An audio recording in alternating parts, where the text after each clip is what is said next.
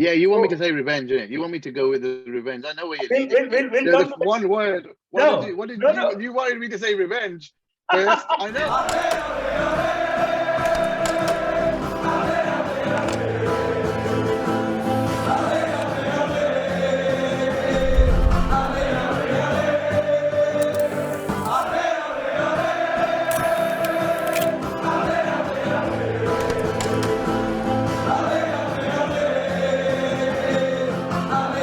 Reds are on the march to Paris in the pursuit of a historic number 7. And to talk about it, we have someone very special join us. Please welcome Gags Tandon, owner and founder of Anfield Index. Gags, how are you feeling? Thank you very much. Not sure about special, but yeah, I'm feeling good. How are you? I'm doing as well. Let's get straight away into this podcast. And you know what, guys? Before starting this, I'd just like to tell you that Gags is off to Paris as tomorrow. Tomorrow morning, I'm just packing. Yeah, I'm wondering whether I should take this with me, but yeah, I might do. It's beautiful. It looks good on you. I think you should. But Gags, Thank you. what's the first thought that comes to your mind when we talk about this particular final? This final, the first thought, just win. That's it. The first thought that comes to my mind with this final is win. We need to win. We have to win. It's the legacy final, really. It's they don't have to win. I mean, Klopp's, they've all achieved everything already. This team. I hate viewing Liverpool's season from an outsider's point of view. I hate Right. seeing it from a rival's point of view. That it has to be a success because of our rivals' fans. It has to be a success because of what they think. Who gives a flying fuck what they think? It's a brilliant, absolutely brilliant season. It's a magnificent season. Nobody can convince us otherwise. We should be proud of it. No matter what anyone says, yeah, the banter will go on forever. It's one of those things. But one thing they can't banter about is Liverpool Football Club. It's absolutely superb. It's magnificent. They all want to be us, you know? That is something that I say very often. You know what? A lot of people might say a lot of things, uh, but what they would give to be in our position right now. But talking about this game, Gags, I believe you were in Kiev as well, and I was in Kiev as well. And seeing what happened there in Kiev, I think we started off brilliantly, and then the Salah injury completely derailed us, and then Karius made those mistakes, and even after that, Madrid obviously knocked us out in the quarterfinals. After that, in the Champions League as well. Yeah, you want me So to say revenge, innit? You want me to go with the revenge. I know where you're we'll, leading. we'll, we'll, we'll The come to the, one word. no, What did no, no. you wanted me to say revenge first? I know, but Oh the no, point is, that's a I could question. be like Mo Salah and be very honest and say No, I want to no. kick their ass, but that's obvious. Every Liverpool fan wants to kick their ass, and anybody that's due a kicking, it's them No, in but okay. a Champions League final. Since you brought it up, I wanted to ask you that later. But there is this whole Okay. narrative about Mohamed Salah and revenge, and he said that about a couple of times, and I don't think it's such a big deal because he's obviously just talking about the game and not the injury per se. But do you think it's motivation or it's causing a bit of distraction? You think? Oh, it's Michael Jordan. Have you seen The Last Dance? Of course, I You have. Yeah. create, you create, you create that thing in your head. The best of the best ever, and he's one of the even maybe the greatest ever sportsman Mhm. ever that can self-motivate and drive yourself to a goal is to create those moments, those things, those self-driven, goals and maybe vendettas even or revenge, whatever you want to call it. A lot of Michael Jordan's were just fake. He made them up, Yeah. but then he destroyed them. He made it clear that this is what had happened. Then he destroyed the opposition. Now, Mo Salah is obviously a little bit different, but if you look at Mo Salah the last 2 years, he's posting a lot more Mhm. direct things. Exactly. We're going to do this, we're going to win that, we're going to do this. It's a sign of greatness of a player. And a lot of people are getting on Mo's back recently because he's not been playing too well. But there's a little bit of understanding that's required. Fatigue is a real thing, mental and physical. Absolutely. The boy played like 800 minutes at AFCON in the middle of a season and was forced to play I think 300-400 of them in a condensed 2 weeks. Exactly. extra time, and that takes it out of you, man. And then emotionally, you lose. Yeah. It's and if you look at StatsBomb, go to any website, you can listen to our podcast Under Pressure. Mo Salah's underlying numbers are exactly the same all season, pre and post AFCON. But a player like that maybe wants to drive themselves a little bit because they know there's something that they need at this point in time to drive them. And maybe it's that revenge angle, like you're saying, that Mo needs. And like I said, I don't see it as a distraction. I think Klopp's been superb with how he's handled it in the press and said, I mean, I watch literally every single press conference that I can because it's just interesting to see how Klopp's reacting to things. And Klopp's just like, no, this is another game for us. We just have to win. It's the biggest game. They've got the most experience, but obviously people are like, if Madrid are favourites, that's music to Klopp's ears. He loves being underdog. But from a Liverpool point, this is our third Champions League final with Klopp. Yep. We've got experience. Yeah, exactly. It's so I just think maybe he needs that extra drive, and that's why he said that. But maybe it's just honesty, because we ask a lot of players to be honest, and a lot of them go with the press. What the press office is telling them to say, or what managers, or what they're professionally taught. Because Yeah. these players are professionally taught at the club. This is how you handle this. This is how you handle that. This is what you say. Mo Salah doesn't give a flying fuck. Sorry about my language. He doesn't That's care.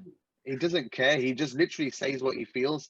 And people are now attacking Mo Salah because why is he overconfident? Why is he's got no class, or he's not what's the word? Oh God, the words to be. He's not humble. Like, he's the most humble man ever. He's just confident, and he deserves to be. He's achieved so many things in his life that he deserves to have that confidence. And if he says it's revenge for that final that we lost in 18, he's talking like us, and he's being transparent. And all of us want our world leaders to be transparent. Exactly. Yet when a footballer is transparent, we You want to don't shit like. on him. Exactly. What? Get the fuck out of here, man. Anyone who's talking this shit, fucking just go away. Unfollow me, please. Yeah. Because I don't want to hear that shit. Yeah, this question is, I asked you this question because that's the usual chatter that is going on. Personally, what I think is, look, I think um, a lot of people expect us, our players, our managers, to just say that, okay, the other team is the best. And why shouldn't we be confident, right? We've been doing this for so long. And I don't sense any ego. Personally, I don't sense any ego No, there isn't. those words. And secondly, even talking about his output, people forget the point that Mane's moved central. We've got Diaz on the left, so obviously his role has been tweaked a little bit. But okay, moving on from Mo, um, were you disappointed, Gags, when we lost out on the Premier League title, or did you think we were always not going to get it? So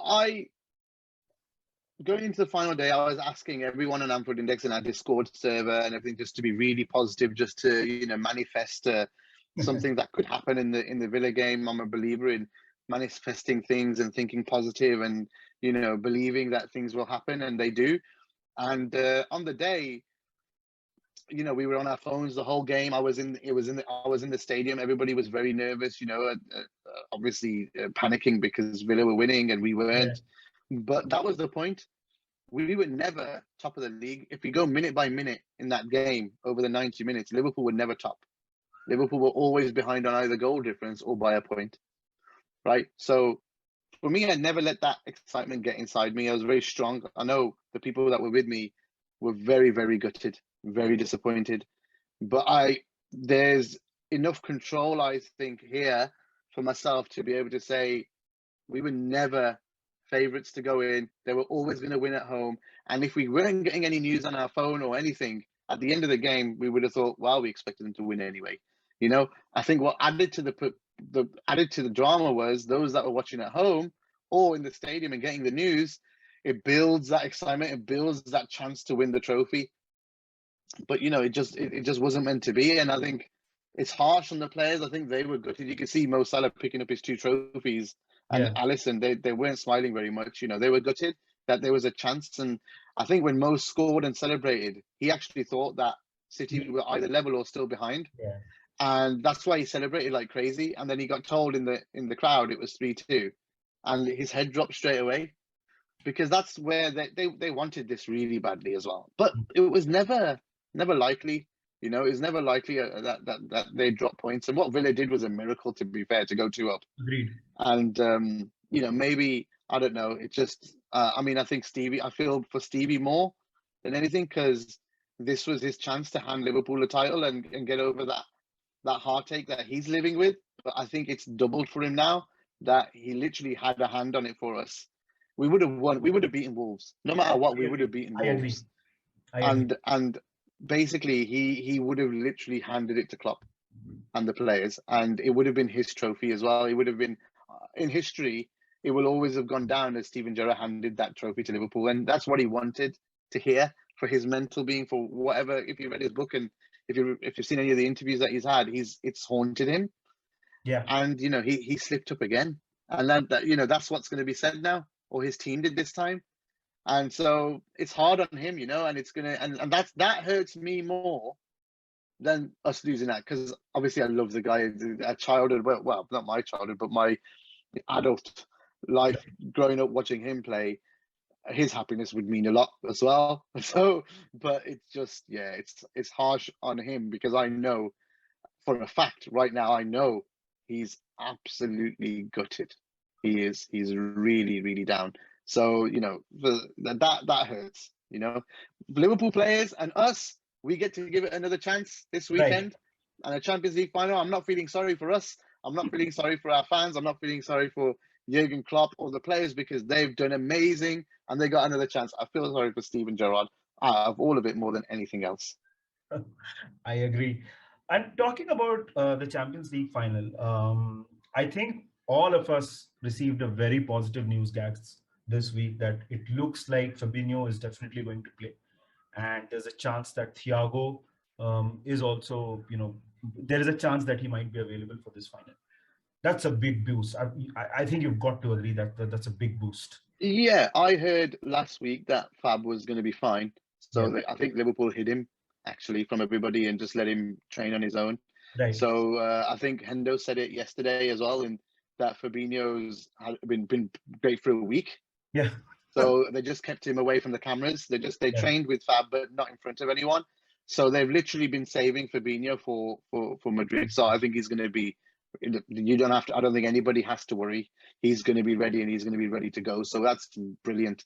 I think Thiago, again, listening to Klopp yesterday, I don't know if Thiago trained last night or not, because he was supposed to train in the evening. But if he has, then that's even more positive. Thiago's going to get 30 to 60 minutes, I suppose, whether that's as a starter or coming on later. And then if we go extra time, he gets 60.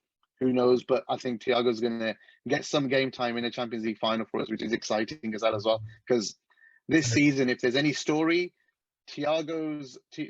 We all knew how good Thiago was. Exactly. We saw it last season.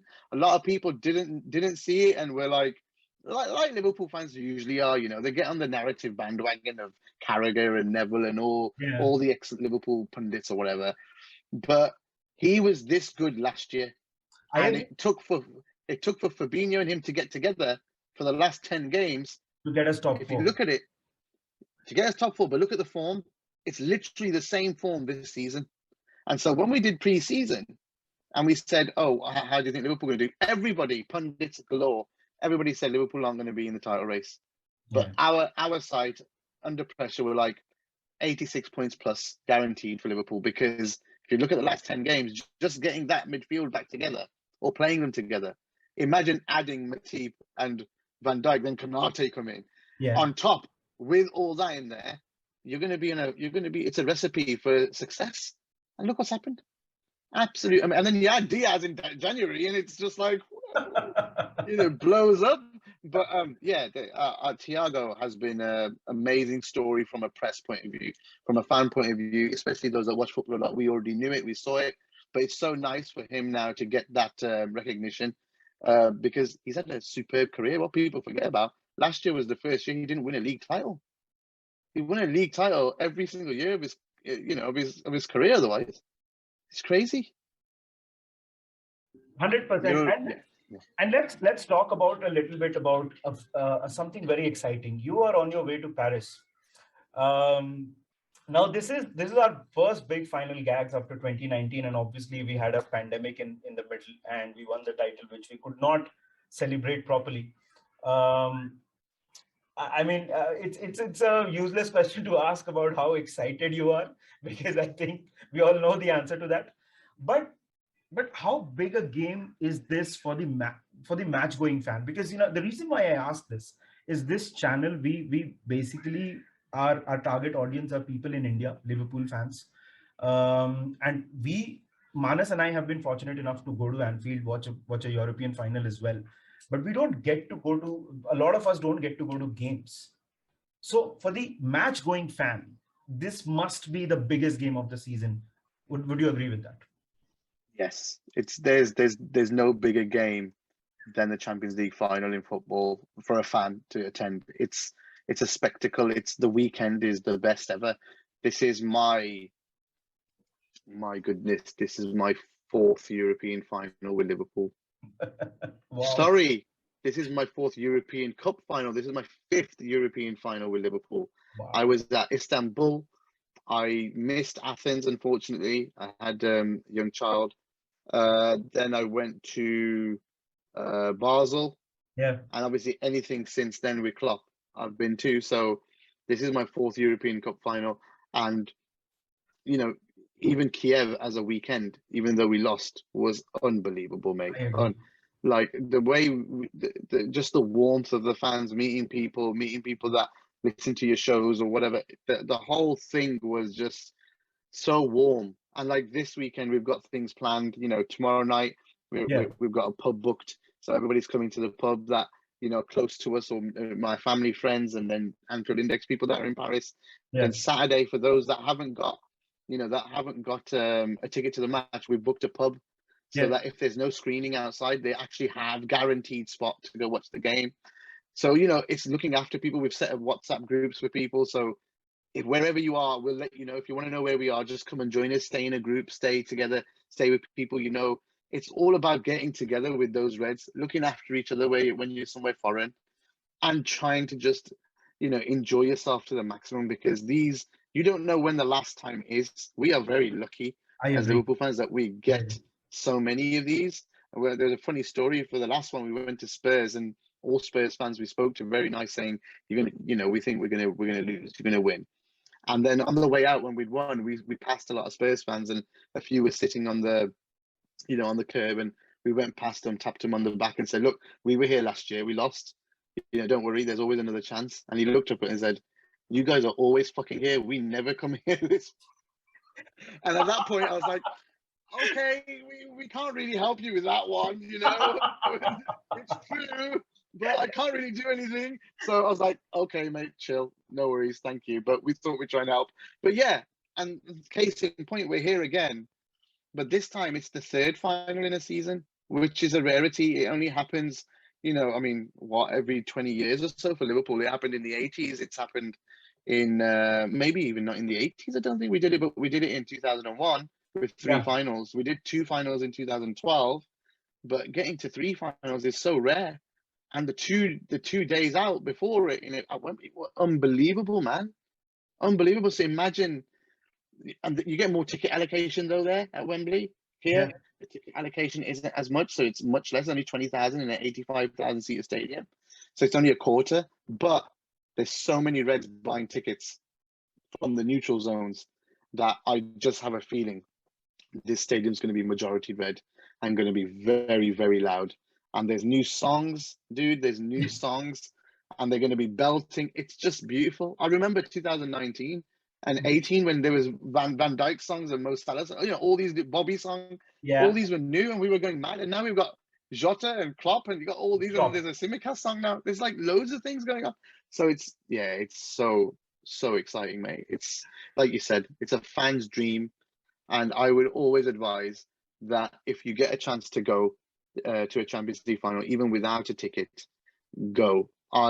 We've already booked hotels in Istanbul next year. Yeah. Things like that. We've already booked, because you get it a year early, you get it cheaper, and if Liverpool end up getting to the quarters, or getting to the knockout stages, then we'll book the flights as well.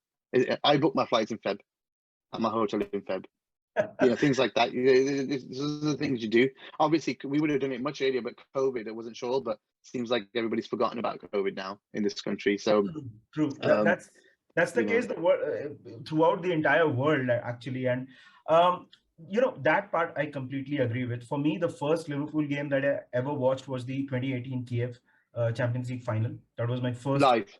Yeah, that was my first ever Liverpool game, and even though we lost, that's I think that's the second best experience that I've had in my life. The first is of course the birth of my daughter, but Yeah, it is the just best experience, but the most painful as well. yeah, yeah. I mean, It hurt. It hurt. It hurt a lot. That hurt a lot, just because of the whole circumstance of Mo, yeah, Karius. We didn't get a fair go yeah. We at did not. the game. We didn't get a fair go at the game, and that's why this year is important to really. I think that's what Mo comes from, right? We want to prove that we're good enough to this Yeah, team. That's what it is, and it's not like it was last time. We're not pushovers. right. But yeah, I it was hard, dude. It was so hard it was to very lose hard that. to take. I mean, I'm someone who doesn't cry easy, but that day I was bawling. That night was not kind at all. But speaking of Real Madrid, Gags, what are you expecting from them? Because this is not the Real Madrid that we faced in 2018. We are not the No, Liverpool that we were in 2018. What are you expecting from no. them? I'm expecting they're going to try and make it a tight game, but I think they're a two-leg team. So Mhm. they're a two. I was just speaking to Dave about this, my partner in crime and old school, one of the podcasts we do. They're a two-leg team. Everything they've done so far in this tournament has been over two legs with the PSG, Man City, Chelsea, and Man City. It's all been over two legs. They've needed the two legs to push through. In one of those games, they've got absolutely hammered, Yeah. or maybe in both, but then they've edged it. So from my point of view, what we need to do is we need to treat it. It's a final. We got to treat it as that. I think over one game, they're much more beatable than they are over two. So Yeah. they need to be. There needs to be some. I don't know. It seems like their magic's been happening in the second legs Hmm. more than that first important game. That first leg's as important. This is everything goes now in one game. It's all down to one game. We've had experience of this season. We've had 2-0-0s. We are due a barrage of goals in a final. How many chances is Diaz going to miss in a final? Like, he's got to score this weekend. It's written. How long's it been since we had a fucking penalty? It's Yeah. written that we get a penalty. We score a screamer. I don't care if the XG is 0.02 this fucking weekend and we win 5-0. I couldn't give a flying shit about the analytics this end. We're all about analytics, but I couldn't care less. We are due some bangers and we are due some goals. And if there's one team that I would love to do it against, it's them. And what I expect from them is they're going to attack Trent because Vinicius is there. That's what they're going to do. That's what I'm expecting. I expect Virgil to really dominate. Virgil and Konate to dominate Benzema. The reason why I say Konate because I think, Konate. yeah, I say Konate because he's played most of the Champions League games. Mhm. So I'm thinking he's going to stick with that. But also Vinicius's pace. I think Matip hasn't got a chance to cover Trent, but Konate does, Right. and he could at least keep up with Vinicius, even if he's a couple of steps behind. If Vinicius has a turn, Konate's there. Then it's one of those. So I think we go with Konate. Who knows? I trust Klopp, to be fair. Whatever he decides, I trust him. But I would go that way. So I'm expecting a lot of passing, a lot of long ball passing down, our right there, left. I'm expecting us to gobble up anything in the air. I think they're weak defensively. I think they got small defenders. I think Carvajal, if Diaz starts, he's going to destroy their right back is in trouble. We need to get as many corners, free kicks around the box as possible because we've got so much height that we could really trouble them in the box with Fab. Fab's been superb in the I box agree. scoring goals this season. Yeah. So, there could be something there for us, So I think we need to play to our strengths. Set pieces are our strength as well. We need to make sure that we try and win those free kicks. It's a Champions League game. Normally you get touched and you fall over, you get a free kick. So Mane, Diaz, Mo need to try and win more free kicks. It's not the Premier League. Mo's not going to be ignored for fouls. The fucking stupid English referees. I don't know what the fuck is wrong with them in their head. we're more likely to get a penalty in Europe than we are I agree. at home in England. There's something wrong with officiating in England. It's just disgusting. It's a, So there's a few things that could go away here that could be better. And if they want to be a bit dirty and nasty, then we just need to be very smart. And we're not cheaters. That's the problem. It's a very one of the big things about Klopp's Liverpool is the good guys win. You know, they say good guys never win. With Klopp's team, the good guys always win because that's how successful they are. The good guys always. So I wouldn't be surprised that they don't cheat, but they need to be smart. They need to be smart here because Real Madrid are going to fall over. They're yeah. going to waste time. They want to take this game to the last 10 minutes where they try and do some magic. You know, our best chance is to do what City did to them, what Chelsea did to them. Start fast, start strong, and hammer them. Hammer them that first half. And I'm just, like I said, manifesting Man United Old Trafford. We need to score 4 goals first half and just put the game to bed, man. Four Just goals. everybody be positive and think about that. Just think about United away. Just think about United away and just manifest it, folks. That's all I'm saying. All That's right. all I'm dreaming about. I went to sleep yesterday thinking about that as well. So I'm trying to make it happen, dude. But guys, before we close this, in case you guys don't follow Anfield Index and Gags himself on Twitter, I will put links in the description box. Please go and check it out. They have some absolutely amazing content, and especially the ones of you who love analysis, the ones who love those XG and those those different metrics. I'm not too much into Yeah. analytics, but I still love listening to Anfield Index, and I think you should too. So please go ahead and follow Gags himself and Anfield Index. Please subscribe to them. It is one of the best Liverpool podcasts that's out Please do. We have we're more of a diverse podcast. We've got a Desi podcast as well. So where we speak Punjabi all the time and go there. crazy. So there's any Punjabis following you can come. Actually, it's for anybody. Here we speak Hindi, we sing songs. You know, if you listen to the last one, the final countdown, you'll have to search for it in the feed. But we also have a subscription content as well. So if you don't like adverts, you can listen. So also the people who subscribe and pay $4.99 a month will get access to our Discord server, which is, you know, we talk, it's basically all of our podcast stuff. We do live shows there, everything. There's so much hidden content there for people. We talk behind the scenes stuff, any information we get, we literally put everything on there. So there's so much that we do but people don't know about. But yeah, Anfield Index is the place to go and check it all out. If you love, I mean, we do pressing stats as well. There's no one in the world that collects pressing stats. We do it manually. I've sat here for 7 years doing it. I've now got Dan Rhodes, my partner in crime, collecting it as well. So all that analysis we do, we literally collect. We've done over 50,000 presses now in the Klopp reign this season. We just got past the 50,000 mark. It's unbelievable, but there's nothing like it anywhere, and that's the Under Pressure podcast. And again, it's one of those that's part of our fleet of shows. We do a daily shows. I think it's nuts, massive. Well, there you have it. There you heard it from the man himself. The links are in the description. All you have to do is go ahead and hit the subscribe and the follow button. Please go ahead and do it, guys. Gags, last question before I let you go. We already have had an amazing season. I don't care what the rival fans say or what the banter is. We've already had an amazing season. Klopp has signed an extension. Mo said he's going to stay next season for sure. It looks like let's keep fingers crossed he extends as well. What would a win here mean for Liverpool Football Club? Like I said, this is the legacy final. This one puts them in the greats. You know, this one puts this Klopp era into greatness. Like, it's already great, we know that, but for worldwide recognition, this puts the club and this team into the stratosphere, because it's the biggest trophy, no matter what anyone says. I know we love the Premier League, it's bread and butter, but this one just brings something special, man. It's just got this feel. Liverpool and Europe, there's no other English club with that.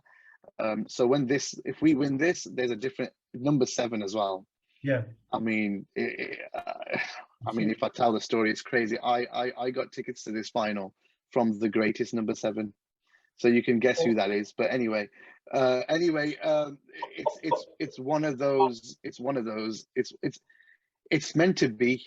It's meant to be. The greatest number 7 delivers number 7. and I just believe that Klopp will. People are already saying it. If you win this trophy, Alex Ferguson only won 2 Champions League trophies with an English club. Mhm. You'll already be level with that, and I would bet on Klopp going past it to a third, to a fourth. Even if they don't win it this year, I think they'll win another one. But that's the thing. It's step by step. This team is climbing a ladder to where nobody else has ever got to, and that's what happens. You win this trophy for a second time as a squad, as a team, as a manager, and then everybody, no matter what, they bow down and they say, "Fair play. This is one of the greats." I mean, look at Sadio Mane. If he wins this trophy, has done a quad of his own Yeah. with AFCON. Luis Diaz wins this trophy. He's done a quad of his own because he's won the Portuguese league. He got a medal. So I mean, there's players in the team that would have done crazy things. There's a manager that would achieve it. But then everybody else, like, how many of them have played in the? This is going to be their 4th European final for Liverpool. Right. You know, Hendo, Milner, Gomez was around. I think Matip was no. Matip joined after, I think, that one. So it's probably Yeah. Hendo and Milner. It's Divock going to be their third. Yeah. Third is final. going to be there, but they're 4th with the Europa as well. Fourth European final. Yes. Yeah. It's mad though, right? It's mad. Who reaches those? Who does that? Which players? You've got to. There's a time where you've got to say this is amazing. So yeah, like I said, it just puts them on another level if they win it. When they win it. Yeah, absolutely. Well, it's been a pleasure, Gags. Thank you so much for making time for Menace in the Monk. Like I said, guys, please go ahead and subscribe to the Anfield Index. It's an absolutely amazing podcast for all you nerds out there, people who love stats. There's nothing better that you're going to find than Anfield Index. Please go ahead and as you heard from the man himself, they speak in Punjabi. So if anyone is listening to this from Punjab, So that's yeah, you know where to go. And cheers. Thank you, Gags, for making it. I wish you a very happy trip to Paris, and we will see you soon again. Up the fucking Reds. Up the Reds.